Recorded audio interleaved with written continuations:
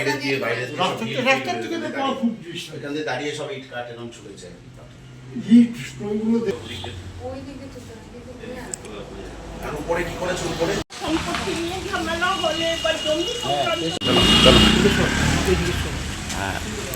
আপনি কি কোনো রাজনৈতিক দলের সঙ্গে যুক্ত? হ্যাঁ, আমি একটা রাজনৈতিক দলের সঙ্গে যুক্ত আছি, তবে সে দায়িত্বে আগে ছিলাম, এখন নেই। কোনো সক্রিয়ভাবে করেন না? না, এখন সক্রিয়ভাবে করি না। ঠিক কী ঘটনা ঘটেছিল কালকে রাতে? কালকে রাত্রে আমি ৮ নম্বর কালীবাড়ির মোড়ে শনি ঠাকুর মন্দির আছে, ওখান থেকে আমি রাত্রে পুজো শেষ হয় রাত্রি 11:30। ওখান থেকে শেষ করে আমি বাড়িতে এসেছি। বাড়িতে আসার পর খাওয়া দাওয়া করলাম, খাওয়া দাওয়া করে শুতে হয়তো 12:10 সেই রকম হবে। সেই হিসাবে আমি শুয়েছি। শোয়ার পরেই ঠিক আনুমানিক আমি বলছি একটা কি একটা পাশ এইরকমই হবে, যে দেখি একটা কাজ ভাঙার শব্দ ঝনঝন করে কাজ ভেঙে পড়ে। এখন পড়লো। আমি হয়েছি বাড়িতে কি কিছু করলো, তা আমি উঠেছি, উঠে বসে বিছানায় শুয়ে বসে আছি। বসেই তারপরে দেখি আমার ওই জানলার ওই পাশে জাম করে একটা আওয়াজ, দেখি ওই পাশের কাজটা একদম ঝুরঝুর করে পড়ে গেল।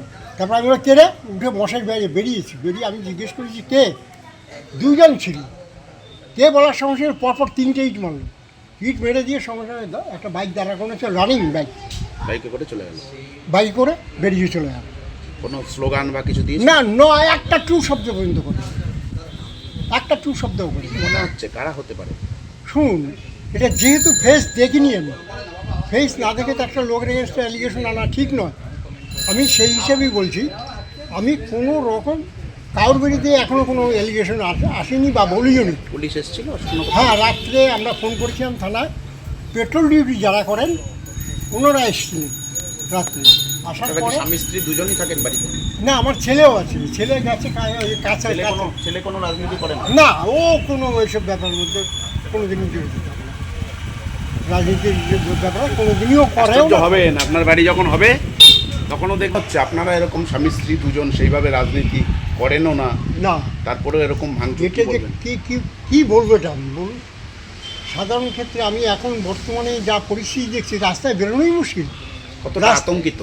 হ্যাঁ, আতঙ্কিত মানে প্রচণ্ড রকম আতঙ্কিত। কারণ আমি একটা সাইকেলে নিচে পেছনে একটা বাস দিয়ে বাড়ি আমাকে ফেলে দিই, কী করবো বলুন? আমার করার তো কিছু নেই। 10 জন এসে দৌড়িয়ে আমাকে ধরেও কিন্তু সেভ করতে পারে না। বয়সটা তো কম বললাম, 82 ইয়ার্স। 82 ইয়ার্স। হ্যাঁ। কি করতেন আপনি আগে? আমি স্টেট ইউনিভার্সিটি বোর্ডে চাকরি করতাম। কোনো ব্যক্তিগত কোনো শত্রুতা না, কোনো ব্যাপার না। আপনার ছেলের সঙ্গে কিচ্ছু নেই? না না না না। শুনুন, নাম বলুন। আমার নাম রাজবিহারী চক্রবর্তী। আপনার ওয়াইফের নাম? শিবানী চক্রবর্তী। আর ওনাকে একটু খাইনি, এবার বুঝে নিন যে কি ভিতরে হচ্ছে। সারা রাত ঘুমাননি? না, সারা রাত না, আমরা কেউ না। জাগা। পুলিশ কি বললো? পুলিশ কালকে সব তুলে নিয়ে গেছেন, ওনারা দেখে গেছেন, তুলে নিয়ে গেছেন। তারপরে বললেন যে বিনা প্রমাণে তো কিছু করা যাবে না, দেখি যদি ওই হয়। যেহেতু হেলমেট পরা ছিল, মুখ আমরা দেখতে পাইনি। হেলমেট পরে অবস্থায় হামলাটা চালিয়েছে? হ্যাঁ, ওরা হেলমেট পরা, নীল রঙের হেলমেট ছিল। এবং গাড়িটা বাইকটা বোধহয় কালো আর লাল ছিল। এইটুকুই শুধু আমরা দেখতে পাই। না না, আমাদের বাড়িতে সিসি ক্যামেরা নেই। গাড়ি চাইবেন?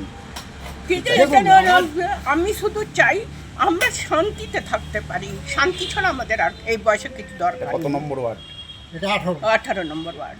অশোকনগর 18 নম্বর ওয়ার্ড। 18 নম্বর ওয়ার্ড। গাড়ির নাম্বার দেখতে পেয়েছেন? না, গাড়ির নম্বর সামনের দিকে ছিল না। একটা ছেলে বললো যে সামনের দিকে গাড়ির নম্বর ছিল না, পিছনে দেখতে পাইনি। কেন, আলো আধারির ব্যাপারটা তো, এই জন্য দেখা যায়। এই পাড়াটার কোনো নাম আছে? এটা মাতৃসদন রোড বলে এটাকে। রাত কত রাত হবে তখন? 1:05। আপনার নাম? শিবানী চক্রবর্তী। ঠিক আছে।